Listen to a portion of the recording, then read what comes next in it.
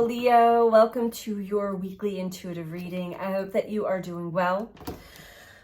This is a message for sun, moon, or rising in the sign of Leo. And as always, I'm not sure what that was. As always, keep in mind that these are general messages. So take what resonates for you only and leave the rest. As with any reading, any teaching, anything, you should always only take what resonates and also be willing to drop it off once it no longer resonates or serves you. All right, let's get into it for Leo. Message for Leo, please.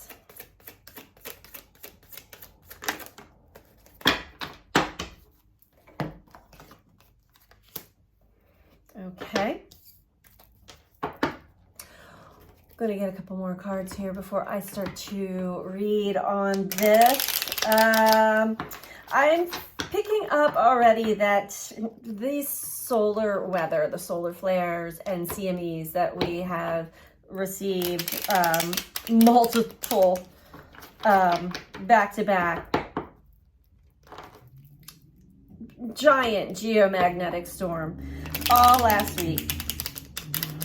Now the sun is kind of quiet. Not for long, but as the sun is quiet, things start to really rise to the surface.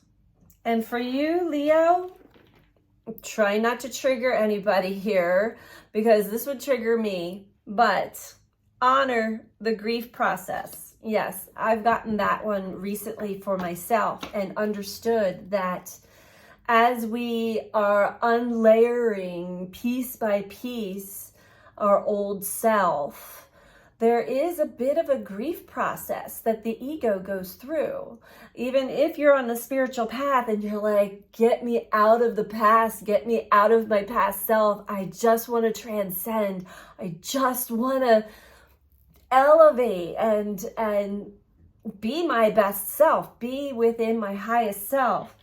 It's not a slow, we're actually fast tracking all of this. However, we do have to honor the emotional purges that do arise. They do get easier and easier and easier. And even through triggers from others, when we can see through it and we're able to like navigate and still kind of stay open, because certain things will just close us down all the way. Stay open, but honor your grief process, okay?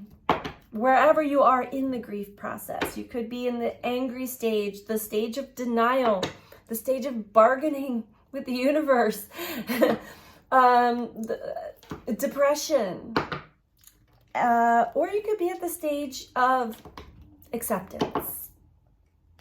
Regardless, it's important to honor that process for yourself. Recognize where you've been, what you've been through, all that you've experienced, all the pain, all the joy, all of it. We are transcending, we are moving, and the big messages I've been receiving is to still honor that grief process. Not quite over yet. All right. It was triggering for me. Like, I thought I was done.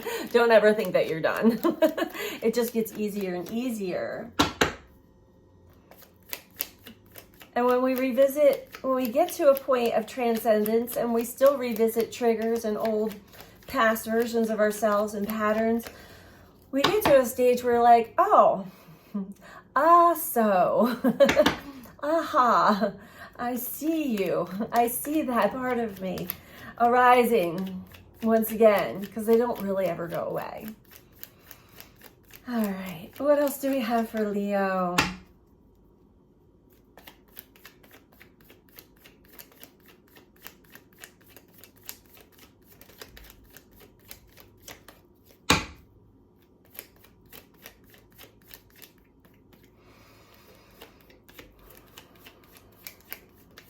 In honor of Venus and Jupiter working together, they're now in a separating conjunction. but they're still working. I'm using the values deck because I feel like many of us are really coming to a realization of what is of true value and what we may have placed value on in the past. Connection. Yeah, that's certainly something to value. Something to value, something to place value on.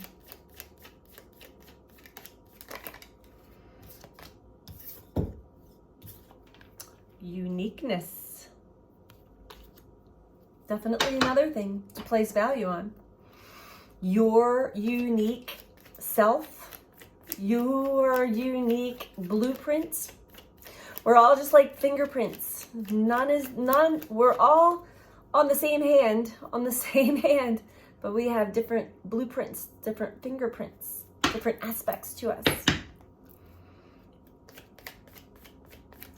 Value your uniqueness and live in your authenticity. Don't play by other people's rules or expectations of who you should be. I think that that's the grief process, is we are finally really seeing the last bits of the layers of old versions of ourselves. It's like a snake shedding its skin, and a snake sheds its skin in order to grow. Also in order to shed parasites. All right, anything else for Leo?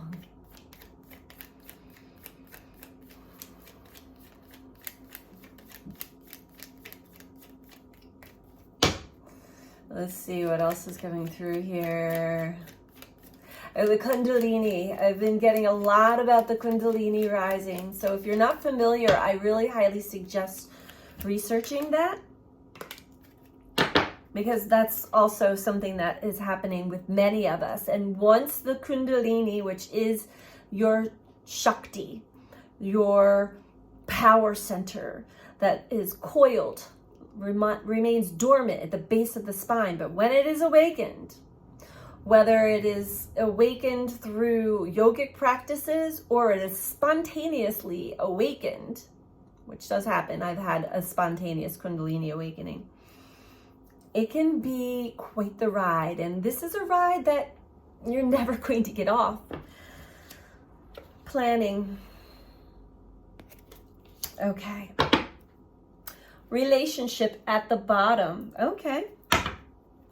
Let's see where this is going.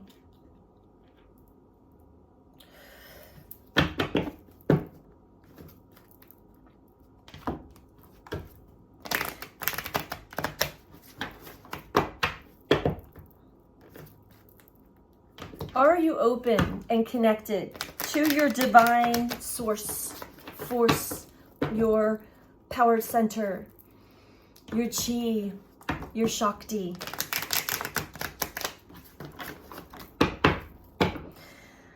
A lot of the times we will feel the connection, but then something will happen where it will throw one or many of those chakras out of balance, and then it stops. So you're feeling good, you're in the flow, you feel very creative and happy and full of love, unconditional love, bliss, euphoria even at times. And then something in life will bring you back down to earth. And regardless what that is, it can really block or stop or close out the chakra systems and shut down that power center. We still have our energy, but we're on a limited energy source. So I'm just getting that from connection. Are you connected? Are you staying open to your connection? Or are you closing at times, either through fears, insecurities, doubts, worries, or through desires that are so strong that you feel you need something or someone to feel better? Once you get it, once you get it, of course, yeah, you feel better temporarily. And that should show you, or all of us, that we don't get that energy from another source or person. It just may activate it within us, and then we leech on to whatever it is to stay in that zone. But there's always a fear that comes in and shuts it down. Anyway, okay. Well, if you are connected, Leo, if and when you are connected, you are able to not only gain spiritual prosperity, deep wisdom, ancient wisdom is stored in the cells of your body, and many gifts that begin to open and blossom for you. But there's material prosperity as well. So your manifestation on the physical, material, tangible plane becomes stronger and stronger and stronger. But only when we're plugged in to our power source, to the divine. With Kundalini is divine feminine energy in all of us, not gender, but energy. It is where we feel extremely connected to the other realms. We feel extremely creative, and suddenly our psyche and all of our problems and everything seem to not really get in the way or bother us until life throws us those balls that actually shut us back down into earth. So it is a ride. It's a roller coaster ride that you can't ever get off, but we can learn how to ride comfortably.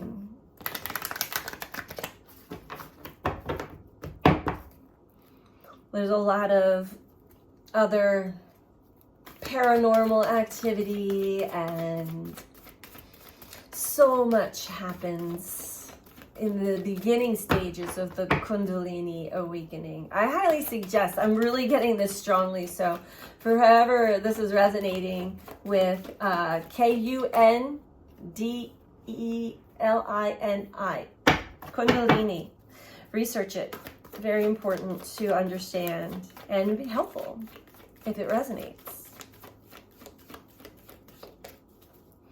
Tell me about uniqueness for Leo, please.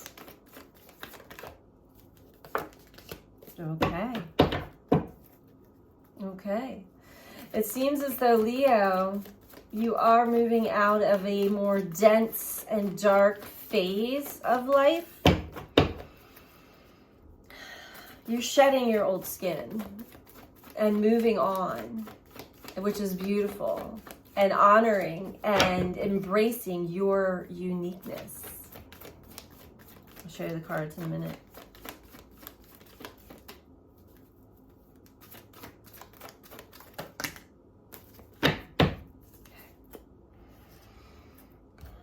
Okay. Wow. Okay. Moving on into lighter, brighter, more lively life experiences. When you're embracing your uniqueness,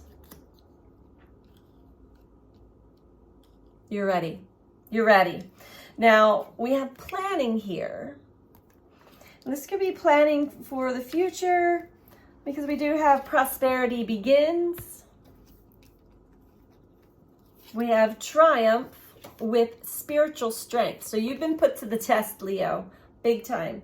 You may have really had some difficult times with just your basic survival needs being met. They are probably met, but it's a struggle, or it's harder than you thought it was going to be, because you were going through boot camp. It seems like spiritual boot camp, which is not easy. It's part of the awakening process. But we have triumph. Yay! Look at that. Triumph over all of the tests and all of the everything that you go through when you're going through this spiritual awakening and gaining your spiritual muscle, spiritual strength. So whatever you have planned or are planning, or maybe this is a message for you to maybe start planning what it is that you would like to experience next, because it seems as though there is a chapter that is closing here for you. At the bottom of the deck here, which is interesting, we have relationship. So that's overall here. And I'm getting your relationship with yourself, with your true self, with your divine self, relationship with all the other selves that exist within you. There could be some mental conflict going on within the mind as far as your relationship to yourself, which then emanates out to your relationships with others. How you see yourself, how you love yourself, how much compassion. And it is very important to give yourself love and compassion through, especially when you're going through these spiritual tests, because they're not easy, and we do stupid stuff and we don't understand why, but we feel like we're guided into it. And a lot of times we are, because there's something we need to learn. There's knowledge, there's wisdom, there's something to gain out of it. But then when we gain the wisdom and knowledge, we're meant to drop off the rest of it. I'm looking at a sign, a picture on my wall. It says, believe the best, forgive the rest. So that might be a message for some of you, so that you're not so much in conflict within. You may have still some parts within you that are not fully communicating right, or in right relationship with each other. Meaning you could have like an internal inner critic, and that inner critic is always like nagging at you and telling you what to do, and it's not really in your divine energy. It's in the mind. It's from the past. It's from programming. It's from family and social conditioning. And so this is what I'm talking about. We don't realize how many hidden layers we have within us until we start to really follow the path of the spiritual awakening. And once we start the Kundalini awakening, there's really no stopping it. So we do eventually surrender to the divine. It's really important that we do surrender to the divine and ask for help and guidance along the way, and really stay present to all of the lessons and messages and things that we're meant to gain along the path of our journey. So we're going to get one last message here for you, Leo. If you're liking the video so far, please don't forget to click the like button underneath the video. And if you're not subscribed, please subscribe. I appreciate all of you who take the time to do this. It supports me and the channel. If you're interested in a personal one-to-one reading with me, you can book that through my website, which is BeTheChange333.com. That information is also in the description box below the video. Click on the word more and it will all drop down for you. All right, Leo. Advice and final message for Leo, please. Thank you. Ooh, we have Spirit of Water.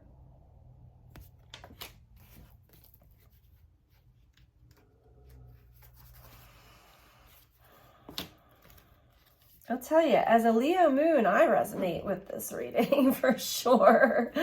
Spirit of Water, trust your intuition. Know that you're on the right path. Take time to nurture yourself. Allow your inner child free rein. Believe in your dreams. Don't stifle your emotions. Trust the messages they're giving you. Purify and cleanse yourself and your home. Healing is on its way. Emotional healing is expanding within you. Your native spirit wants you to know the spirit of water invites an emotional richness into your life. Communicate from your heart. Embrace your childlike wonder. This card also represents purification, cleansing, and healing. It reminds you to clean your personal space and your body. It also urges you to accept and embrace your emotions, all of them, even the ones that you don't usually like. Additionally, trust your hunches, push off from the shore of safety, and enter the flow of life. All is well. All is well. And I'm just brought right back to accept and embrace your emotions, all of them, even the ones that you don't usually like. Honor the grief process. It makes much more sense now. So I hope that you found this to be helpful for you. And I'm sending you so much love. Take care. Bye.